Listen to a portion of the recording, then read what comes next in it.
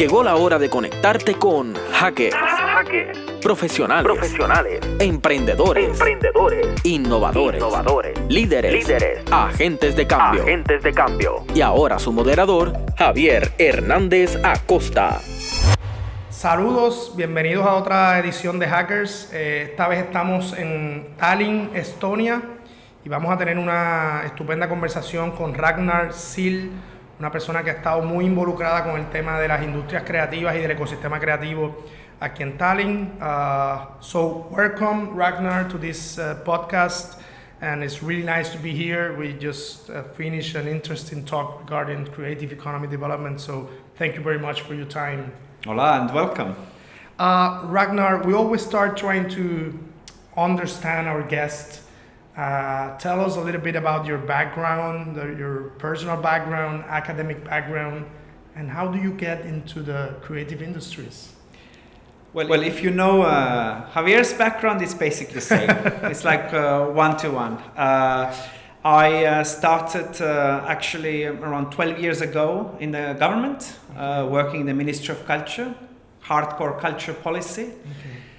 From there, of course, culture policy has many facets, and creative industries comes to the table very quickly. After around 10 years of my tenure in the Ministry of Culture, I continued with a private consultancy. So I do a lot of consulting and advisory work around the world, working with European governments, governments around the world, organizations, institutions, museums, theaters, incubators, accelerators, and also universities. I do my own PhD research at the moment for creative clusters development, and I teach creative entrepreneurship, creative economy. So this is all the work we do. Your undergraduate bachelor is in political science, yes, right? Yes. So how do you mix like the how do you get into interest what you're saying in that cultural policy? So what you're saying that civil servants cannot be creative? No, some of them are. Some of them are. Yes.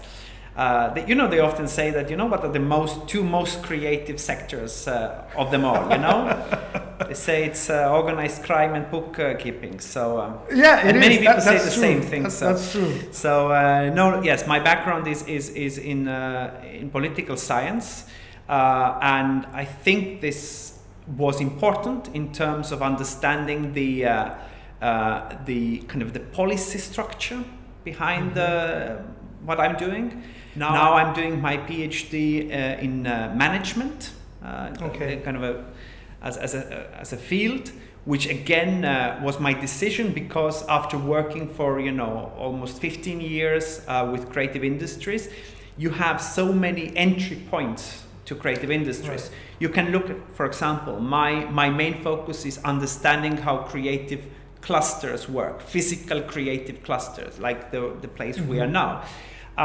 So if you're interested in creative clusters, you can look at this from culture point of view, kind of anthropology or culture theory, managing creative teams, how creative people work, creatives are kind of organized. You can look at it from the legal point of view in terms of the rules that set up those clusters, intellectual property management in those, creation of new ideas and managing those new ideas. You can look at it from the point of view of geography, like the place making, the kind of locational aspect of physical clusters, or you can look at it from the point of view of economics.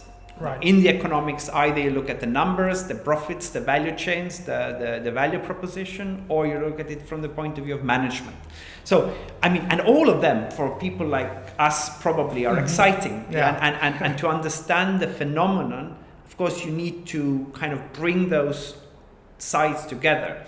But I decided to focus on the management aspect, to understand, as I call it, how to govern the ungovernable or how to manage the unmanageable.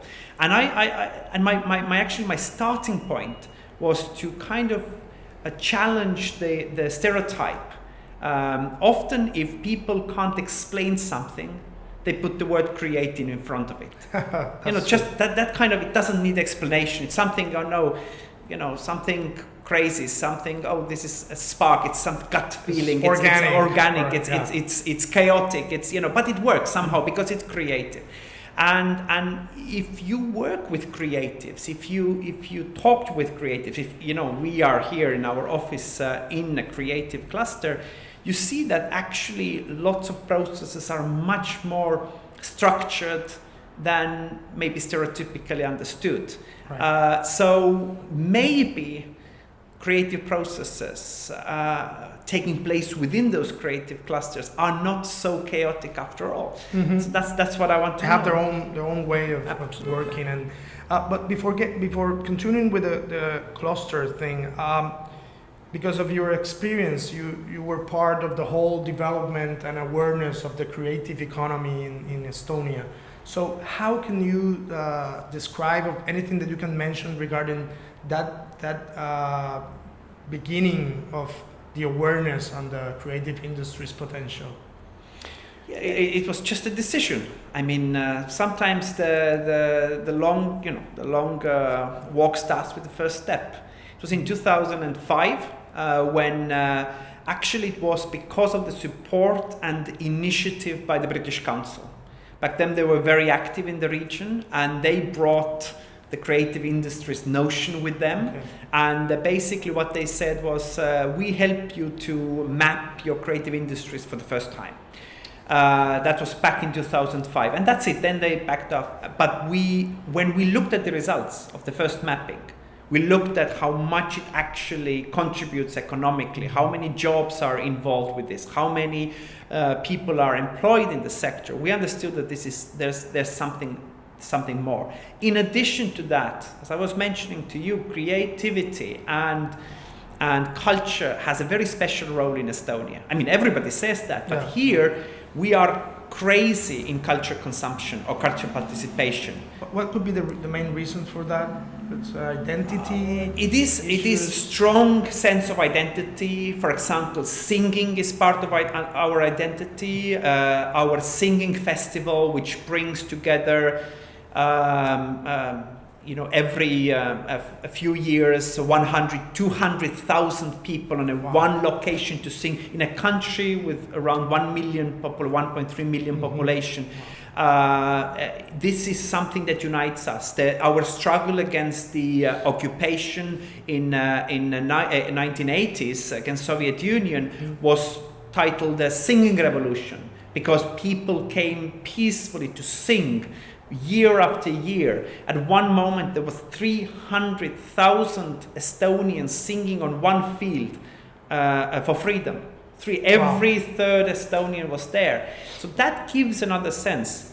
But also because, and maybe this is even kind of strange to understand, but in the Soviet times, in 60s, 70s, 80s, when there was a scarcity of everything. There were not enough, things to buy in a shop or things to eat. Culture was always in abundance. So that was, there were always books. So in a normal Estonian home, there were, hundreds, not even 1,000 books, but not always, some necessities. So last year we had 1.2 million theater visits in a country of 1.3. That's very high. Now, if this is an environment you live, then you start understanding that culture and creativity for a country that doesn't have much. I mean, we are very small in terms of population, in terms of size, but we don't have many natural resources. I mean, we don't have oil. Right. So if you live in such an environment, and basically the only thing you have is your brains. Talent. Then you need to start looking at things completely differently. And I think we are a bit crazy in that sense. That's and if we have seen in this morning going around the city, we have seen a lot of urban regeneration using creativity and culture as a main resource. usually old industrial buildings. Can you share a little bit of that process of regenerating the public space and the urban space through arts, culture, and creativity? Yeah. Well, I think firstly, what is interesting with this is that you really don't have to, have great belief in it. You don't have to make a leap of faith here. Just open your eyes. Everywhere in the world, in developed world, this is happening everywhere. From Liverpool to New York, from Barcelona to Amsterdam, from look at some of the cities in China, how they are kind of taking their own industrial heritage and turning it into living creative hubs, design hubs. This happening, and this works. Mm-hmm. And this works. It's a simple economic sense. You've seen here. All the development you've seen here in Tallinn around this area, which is quite massive for its size, it's all private.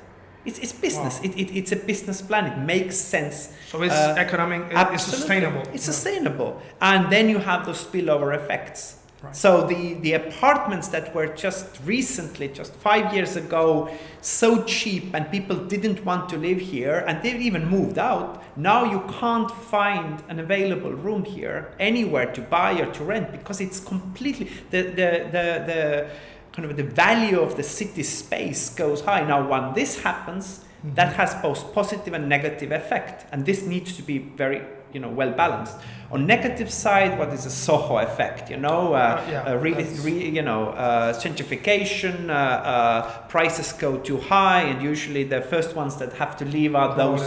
So you need to manage this. You need to manage this. For example, in this business model where what is the name of this? Again? This is the Telliskivi Creative City, and in Telliskivi Creative City, for example, there's a clear business model which makes the prices for creatives, creative people, creative companies much lower than those of the kind of a business rates for other industries. So basically the restaurants and shops, they subsidize in a big way those creative by paying much higher. Yes. So that's on one hand. But as a positive side of gentrification, you as a city or as private owners start to look at the real estate that you have from a different perspective. So if it made sense to have a garage or some molding studio or some kind of a very low level, low added value a venue in a very attractive place, then it doesn't make sense. So you probably move this kind of somewhere out of the center and have something, with better value, whether it is a commercial, whether it's a kind of a living environment, whether it's a creative centers or something like that. But anyway, it brings both positive and negatives, and you have to manage those. Great. Let's take a short break and then we come back and continue the conversation. En breve regresamos con Jáquers, emprendimiento, innovación, marcando la diferencia. Regresamos a Jáquers, profesionales del emprendimiento y la innovación. So we're back here in this episode of Jáquers with Ragnar Siil. You have a recent experience of spending 3 years in some countries of Eastern Europe. Can you mention those countries and describe a little bit the experience of providing support to these countries in starting cultural policies and policies for creative industries? Absolutely. So I worked for the last 3 years for the European Union mission to Eastern Partnership countries. So Eastern Partnership, basically, if you imagine a map of Europe and a map of Russia, then all those countries, squeezed between the two, buffer zone. So it's Ukraine, it's Moldova, it's Belarus, it's Georgia, it's Armenia, and Azerbaijan. Okay. Very rich in history, very diverse, very difficult times in terms of,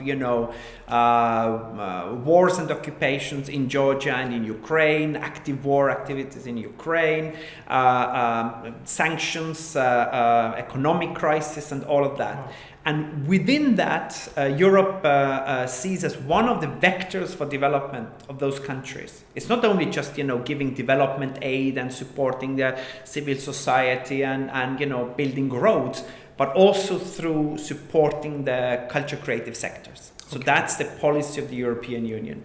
And my role was to be the advisor for those 6 governments, plus civil society and creative sectors in those 6 countries, to help to draft new culture policies, help to draft creative industries development strategy, and also kind of build capacities. So we organize trainings, workshops, conferences, capacity buildings, online courses, and a million other things.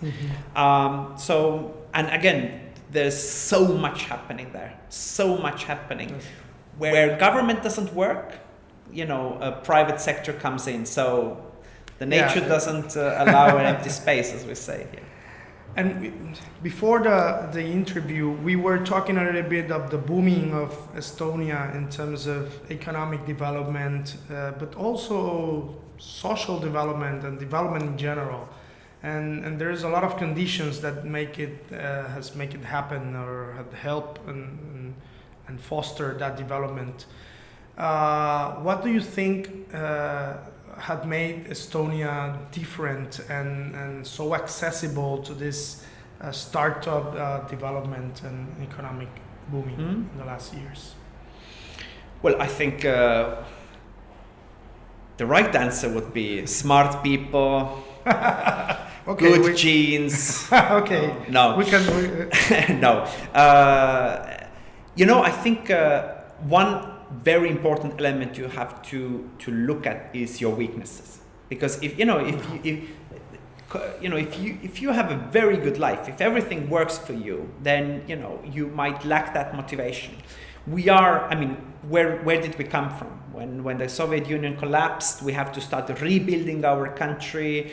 Economic crisis. We are, very few people for quite a big land in terms. 1.3 million. 1.3 million, but we are bigger in territory than Netherlands, for example, or Belgium or Denmark.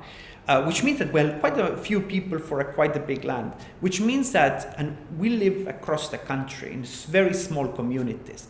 So we were too poor to build up certain infrastructure, which was, normal, let's say mid-90s or late 90s, which meant we had to start developing new kinds of public services. That was one of the key elements of a launch of the e-government, because you can't physically, as a government, be present. It's way too expensive. So being poor helps. Then secondly, being small helps. Of course, if you're 1.3 million, it's like a test group. It's like you can experiment. Absolutely, you can experiment. You can test. You can try. Of course, and then it's easy for us to say, for countries like 80 million, 100 million, 300 million. Why don't you try this? But it's easy to do. Sometimes you fail, but even the failure culture is important. But then you learn from this. But then thirdly, Estonians are extremely. On one hand, we are extremely hardworking, kind of a Protestant ethics and kind of Nordic understanding. But at the same time, we are very lazy in terms of kind of a bureaucracy and we try to find and that's in our genes. We try to find as we were slaves for 800 years for nobility, and then we always try to find the easiest way, whether it was the occupants from Soviets or Germans in 100 years ago, and that atmosphere, which is now the word we used to describe this is now a positive adjective, not a negative, not laziness, but this kind of if you put laziness and cleverness together, then and that really helps because innovation most of the time comes from that scenario. This is how where innovation comes. So why on earth do you have to go through this tons of red tape and taking your time? We Estonians, according to the research, we save around 2 to 3 weeks of physical time every year of not standing in a queue. Now, you might not believe that, but the last time, because every public service except 3, as I mentioned, when you're born, when you get married, and when you die, somebody needs to see you. In all other cases, you can communicate with your government, with any service online. Wow. Now, that means physically, the last time I had to queue for anything public was in 2015, and I got married that year. And I really had to wait for registering a bit. That was, and before that, probably it was another 3 years. Now, I don't, and just think every day you have to take a bus or a car, you drive somewhere, you wait, you hand in your documents, you wait in a line, and it can, if you put half an hour, 2 hours together, then it easily combines into weeks that you can either, spend with your family, but in reality, of course, work. So you mentioned something before regarding also the view of a global market, and that's something that we have in Puerto Rico. We are an island, so we have the challenge of having a small local market. But as you mentioned the case of Israel. You always focusing on the global market because you don't have you have a small local market. Absolutely. It doesn't make any sense to think and design just for your local market. And in addition to that, yes, you're a small market, so your country is small, you have to think big immediately. Second, your language market, kind of a language space is very weird. Estonian is this unique language which doesn't belong to the Indo-European language group at all, so it's not even faintly related to any Romanic, Germanic, English, Spanish, anything. We are coming from completely different. And by the way, they say that this might influence us as well in 2 ways. We are the language that has absolutely no gender in it. So we don't even have, lös and las and we have nothing like that. But we don't even have words for he and she. So that's why we are very, very kind of a gender-neutral country. Wow. And the second thing in our language, we don't have a future. We don't have the future tense. We can't say will. So if you can't put your obligations to the future, linguistically you don't have that. You have only presence. You have to do it. You have to do it now. So maybe that is even helping us. That's very interesting. I never thought of that. Yeah. So linguistically, we are very, very small space. We can't really, compete. Thirdly, of course, look at the neighborhood. If your neighbor if one of the neighbors is Russia, which we don't have much relationship with, economically definitely with sanctions and our understanding of democracy and the way you run people's life doesn't match, then you have to look outside from the very kind of embryonic kind of a stage of the development of your business idea immediately. And I think that is very different because in some countries, even 5 million, 10 million, they kind of make that first step of let's try experiment local market, and then let's try regional market, and then let's go. And there are pluses in doing this, but actually you can jump over a number of development stage and go into big boys game much quicker. And in addition to that, as I mentioned to you before, there's this Skype effect, because the previous things they are physical, and so they are. You have your size, you have your language, you have your neighbors, you are in a physical place. But Skype effect, Estonia was a place where Skype was created. And Skype effect means that every Estonian young person, every programmer, every IT guy, every new startup entrepreneur thinks or believes that they can be next Skype, that they can, take. And yes, Estonia has the most startups per capita in the world as a country. Estonia has the most unicorns, so companies worth more than $1 billion per capita. We have 4 for a 1,200,000-300,000. So that means for every 300,000 people we have a unicorn. That kind of an atmosphere and mentality and paradigm, I think, supports. And what's the role of the education system? It has to be good. It has to be very high quality.